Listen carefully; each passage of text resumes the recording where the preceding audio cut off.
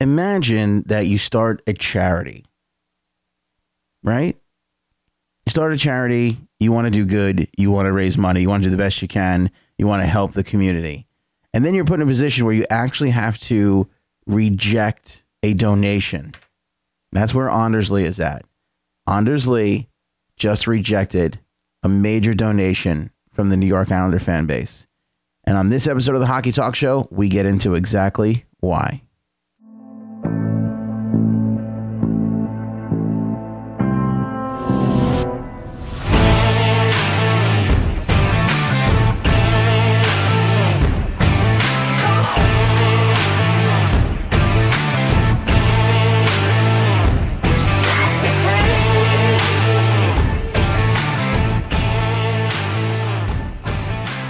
Bring it in, Hockey Talk Show fans. Bring it in for the real thing. It's going to be, I believe, an incredibly quick edition of the Hockey Talk Show this evening because there really isn't much to talk about tonight. So get your comments in below and quickly, if you want, on the phones at 631-438-1768. Rate and review on the podcast, and of course, hit that thumbs up and make sure you hit the share button on Facebook, YouTube, Twitter, etc. This is an incredible story, and it's hitting close to home here. As you know, the Hockey Talk Show comes to you from Long Island. I am a former employer of the New York Islanders and love the organization, but I think I try and play it fair here while we do the show. But this really popped up on a day where all is really, really quiet in the National Hockey League. We just had our big first major trade, Dion Phaneuf, Marian Gaborik, by the way. They will both make their debuts tonight. I know that Dion Phaneuf actually had a little bit of trouble with his visa getting over from Canada into the U.S. By the way, it is the first time that he'll be playing for a U.S. team. Calgary, Toronto, and Ottawa. He was all Canada up until this moment, but I believe he'll be in the lineup tonight against the Pittsburgh Penguins. The Kings are in Pittsburgh, and Ottawa is home taking on the Buffalo Sabres tonight at 7:30. Big matchup of the evening, and I can't encourage you enough. Rangers Islanders tonight. There is no better rivalry. I know Montreal Toronto is big. I know a couple of others have popped up over the years. Kings Ducks, of course, but there's no better rival to me than the Islanders and Rangers. It is a rivalry that is unbelievable. I know Pittsburgh and Philly, and I'm sorry, but there's something about when you have two teams 15 minutes away from each other. You don't have that with Pittsburgh, Philly, Kings and Anaheim, a little bit farther apart than that. I mean, you can literally almost throw a rock from the Barclays. If you were high, and if you could raise yourself high above the Barclays Center and throw a football, Tom Brady, he might be able to hit Madison Square Garden. That's how close they are. Realistically. So whenever you have that sort of scenario and fans can travel, it always leads to a really, really good rivalry and an intense arena situation. But aside from the games to look forward to tonight, we're going to talk about a GoFundMe page that was started by New York Islander fans. I caught wind of this late yesterday when a group of fans decided to start a GoFundMe page with the hopes of buying a billboard near the Barclays Center and writing "Fire Garth Snow" on that billboard. They set a goal of $2,600, which would be the cost for the billboard for 4 weeks. They attained that goal in 3 hours. It took them 3 hours on GoFundMe to reach that goal. They then adjusted their goal to $5,450, essentially double what they originally needed. They thought, hell, we'll buy 2 billboards. And they reached that goal in less than a day. So obviously the fan base here, very, very eager to see Garth Snow go. Frustration is building. And by the way, I totally get it. I understand. Going into this season, it didn't feel like Garth Snow needed to be removed. I almost am still on the side of he shouldn't be fired yet. If he doesn't make a move at the deadline, I think he should go. His ideal of standing pat frankly, is concerning and rather disgusting because I don't know how you can watch a team continue to lose. And we've seen the Blue Jackets go through this a little bit. They, by the way, great game. Blue Jackets in Toronto. Oh, my God. I watched the Blue Jackets in Toronto last night. That Maple Leaf team is good. I'm sorry. I mean, Kadri and Marner together are working like wonders. Kadri had a hat trick last night. He looked really good.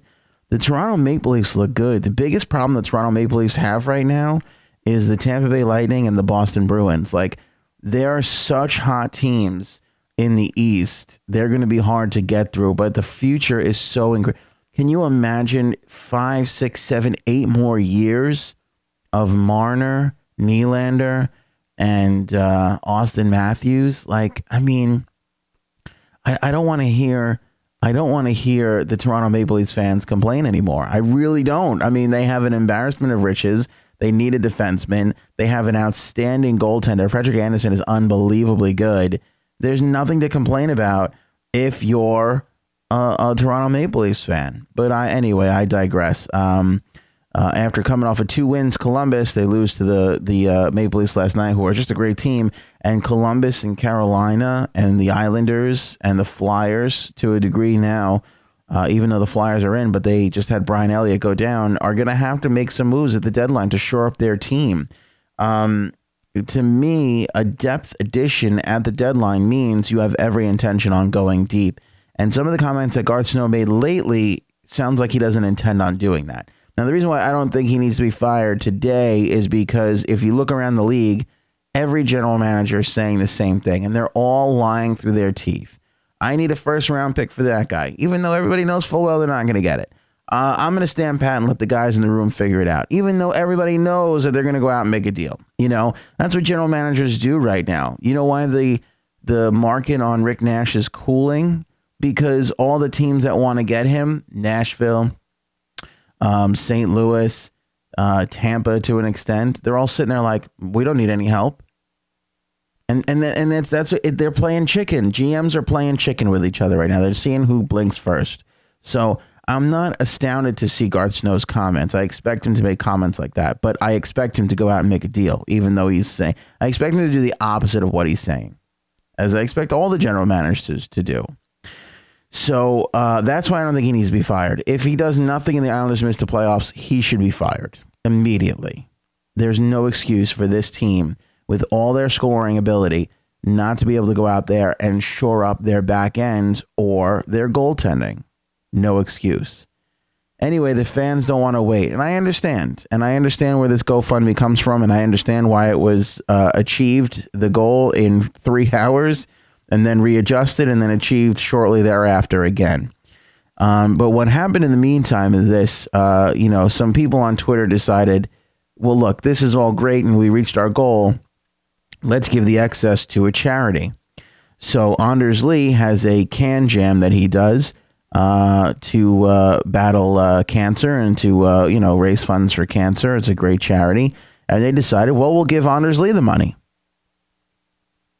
And although that sounds good, and I think the Islander fans had some great intentions, I don't think anybody really thought of what kind of a position they're putting Anders Lee in.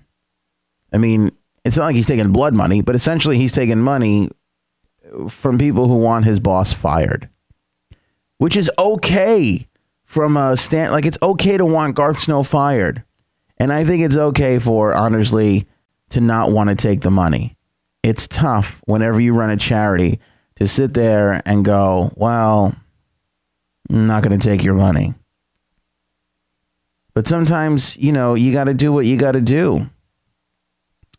So Anders released this statement on Twitter. Islander fans are the most passionate, dedicated fan base in the NHL. There's nothing better than scoring a goal and seeing them erupt in celebration. For them to want to generously donate to my Cancer Jam Foundation is extremely humbling. However, I do not feel right accepting money from a movement I do not agree with. The main goal of everyone in the organization is to win games. I know that's a fact because I live it and see it every day. We all share that same goal. We also share the bond that we were brought here by Garth Snow. We had the faith. He had the faith to draft me in 2009, and I wouldn't be where I am today without his support. So I do not feel right accepting the donation. I appreciate the gesture from our fans and their efforts to support the Cancer Jam Foundation, but ask that they use this money to support another fund that can benefit from this donation. So again, keep this in mind. You know, it's a scenario where, is he saying, oh, I don't want money for my cancer foundation? It is, but he's also saying there's plenty of other cancer foundations out there that donate too, that the money will go for a good cause. Thank you so much, but put the money elsewhere because I can't accept it. And a lot of people on Twitter, Islander fans, are getting pissed, but I understand where he's coming from. I get it. You know, I understand. His boss brought him here. His boss is responsible, you know, for all the great things that happened in his career. Of course, it's his hard work, mom and dad, sisters, brothers, all that stuff, all that great stuff. But, you know, the guy who brings you in and the guy who mentors you and the guy who's like, I know you can do it, and the guy who puts you in the lineup and the guy who gives you confidence every day. I understand not wanting to go along with people that want that person fired. Look, I do radio for a living. I'm in show business. There's plenty of people at certain times that turn around and say, I want that guy fired. And, you know, it's not an easy thing to hear. I got kids. I have a family to take care of. Just because you disagree with something I may say on the radio or on this show here. By the way, I'll never be able to get fired from this show because I own it, which is the nice thing. But I've been in those situations where people are like, that guy should be fired. And I'm sitting there going, I'm just expressing a thought or an opinion, and it's okay to disagree with me. So I know what it's like to kind of be in that situation. And I also know, you know, having a boss at the radio station and all that, I've had people come up to me and be like, that person should be fired. And they may not know that they're my boss. But, you know, I do also feel that kinship of, well, that person gave me an opportunity. That person, you know, gives me a paycheck. I work my ass off for that person. That person gets a lot of value out of me, but at the same time, I totally appreciate, you know, what they've done for me and what they continue to do every day. So to sit there and be like, you know, they should be fired, I don't necessarily go along with that. So I totally understand where Anders Lee is coming from. I don't think that fan should get too upset about it, but I understand the groundswell of hatred towards Garth Snow because he has been very frustrating. He's been just as brilliant as he's been stupid. And maybe even a smidge more brilliant, if I could be totally honest with you. But I think, and again, and you've heard me say this, he has to make a move to shore up that back end. And the goalie market just got a little bit more complicated because the Flyers, who have moved themselves into a playoff position, have now lost Brian Elliott for a huge chunk of time. And I don't think if you're the Philadelphia Flyers and you're fighting for your playoff life, you can really literally let that time go. I mean, take a look at the standings here. I'll bring it up on the screen for you. Things are tight. Philadelphia has the third playoff spot. Yeah, but they're only 2 points ahead of the Devils, and the Devils have a game in hand. And they're only 3 points ahead of Carolina and 4 ahead of Columbus and 6 ahead of the Islanders. So I don't think you can sit there and go, oh, we'll just go with our backup goalie. I mean, you hope your backup goalie can get you through, you know. But if you're the Flyers, you got to shore up. You got to make sure that Brian Elliott is going to be back.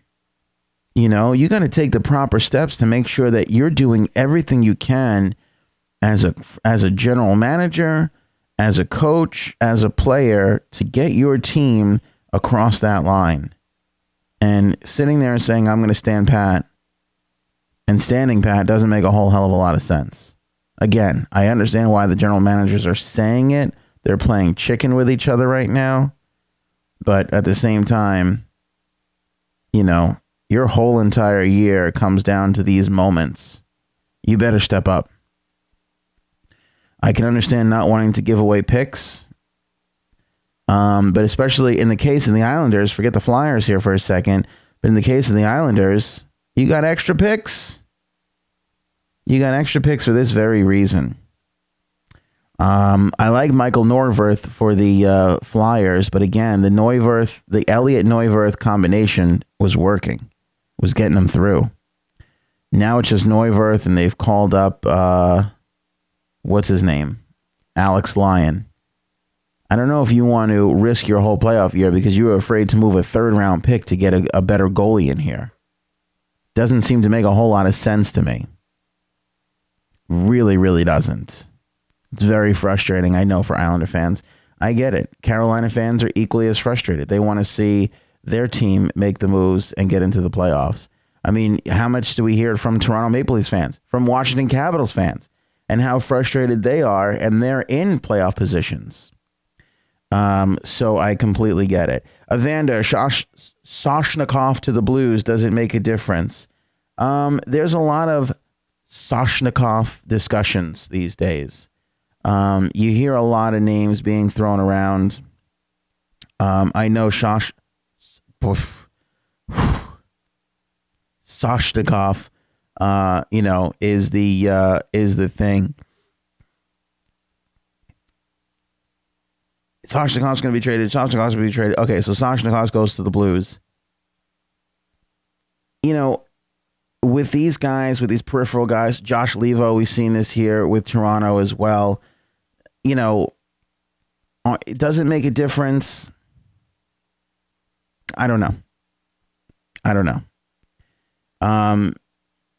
As you can see, I mean, what did he go for?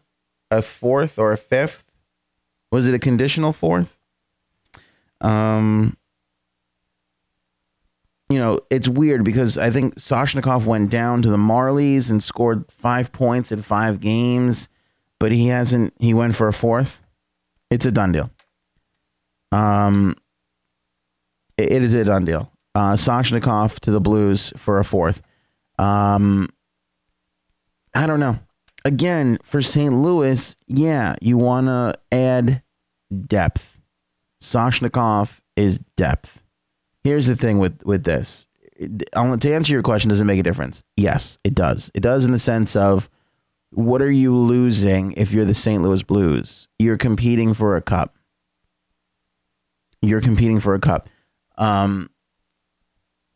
Wherever a team is in their arc, all these teams have arcs. For instance, it doesn't make sense to me that the Tampa Bay Lightning are going to add a ton because they're at the highest point in their arc. The Nashville Predators are at the highest point in their arc. They're there. The Nashville Predators can give away first-round draft picks. The Nashville Predators can give away second-round draft picks. 2 or 3 years, different story, different point in the arc. Right now, what difference does it make? It makes no difference if the St. Louis Blues don't have a 4th-round pick, but they got an extra body in their lineup, somebody they think that makes their club better, then yeah, it makes a difference. It makes a big difference. Shen goes down, or Shen's got to miss 5-10 games, or Shen's got to miss a couple of games in the playoffs. Soshnikov plays a bigger role, or whomever misses, and he's got to step up and play a bigger role.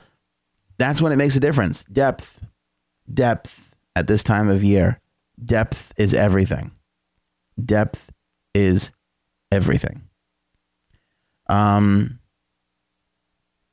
So, and it's the same case. And then you look at the Flyers, and if I were the Flyers, I'd want to add, but I wouldn't want to give away my 1st or 2nd-round draft pick. The Flyers, Nolan Patrick in there, he's given them a little bit of an injection. They need to continue that movement. Look at the Boston Bruins. You look at the Boston Bruins, veteran, young guy. Look at all their lines. Forwards, defenseman, veteran, young guy. Second, veteran, young guy. Veteran, young guy. That's how they've built. That's where you need to be at. If I was the Bruins, I wouldn't want to give away a 1st or 2nd-round draft pick, even though they're in a good spot. If you're the St. Louis Blues, a 4th-round draft pick doesn't make anything. This is a win for St. Louis. We're looking at the Chicago Blackhawks now. Different point in the arc. Not making the playoffs this year. Their draft picks are going to be super important to them. I think they're going to have to walk away from one of their big-time players. Seabrook. Right? Keith. Taves. Or Kane. I think you got to. I think if you're Chicago, you have to seriously look up at breaking up the band a little bit in order to ensure their survival. Because you look at the Boston Bruins, veteran, young guy, veteran, young guy. Nobody really thought before this season and last that Zdeno Chara was going to be seriously competing for a cup again while with the Boston Bruins. Nobody thought that. and they were able to do it. So I think that Chicago is going to look to make some moves in there. Tom, Caps will never win a cup with Ovi on the team. Broken record. I don't agree with that. Am I the only one who still has faith in Alexander Ovechkin? I think he's matured greatly. I really do. Can the Caps beat the Lightning? That I don't know. Would they run into trouble with Toronto or Boston? I think they would. But I love Ovi. It is completely dumb to say a team won't win with a certain player, especially when that one player is the best. Yeah, I don't know. The Caps, the greatest tragedy in the world will be the Caps never winning a cup. I mean, and even worse, Ovi having to pull a Ray Bourque and win it somewhere else. But, it is what it is. That situation, it is what it is. Eddie, 14 points in 70 games. Lou can get a better player in the draft. That's why he grabbed the 4th round pick. Again, if you're Toronto, look at all the youth. How much more youth can you add if you're Toronto? They could add a little bit in the back end, but if you draft a defenseman take 4 or 5 years to get together. Take the pick, use it, but I think that free agency is going to be big for the Leafs in the offseason. All right, interesting talk tonight.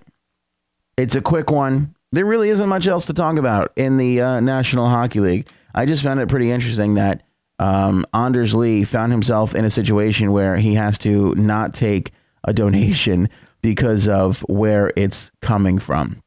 By the way, you could follow Anders on Twitter. He's Lieber09. And his cancer foundation, which anybody can donate to, bring it up on the screen here for you, is Jam Cancer in the Can and jamcancerinthecan.com. That's jamcancerinthecan.com. Hopefully we'll have a little bit more to chew on tomorrow's show. There is actually, I do know we will, because we're going to go through and we're going to break down all the trade rumors on the Eastern Conference and who should do what. Carolina, the Islanders, the Rangers on the selling side, the Flyers, like I said a little bit tonight, and what they need to do, what the Caps are going to do. I think the Caps are going to be buyers, minimal buyers, but buyers nonetheless. And, of course, Ottawa and their continued sell-off. By the way, Ottawa re-signed Dorian, and then he made a big trade. The Vancouver Canucks just extended Jim Benning. So will he deal? Will Eric Goodbranson go, or will he be re-signed? I think a lot of the teams in the East, Toronto, the Islanders, are going to be keeping a close eye on that, because Goodbranson is a good shutdown defenseman that they might want to bring in for a playoff run. Enjoy the hockey. Make sure you're sharing the Hockey Talk Show on Twitter, Facebook, Instagram, everywhere you can share it.